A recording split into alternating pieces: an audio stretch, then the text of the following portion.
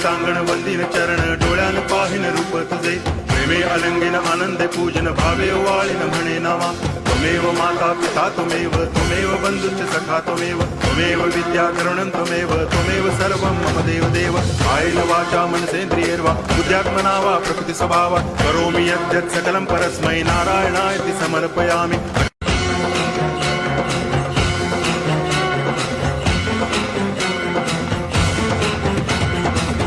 लोटांगण वंदिन चरण डोळ्यान पाहिन रूप तुझे प्रेमे अलंगिन आनंदे पूजन भावे वाळीन म्हणे नावा त्वमेव माता पिता त्वमेव बंधुश्च सखा त्वमेव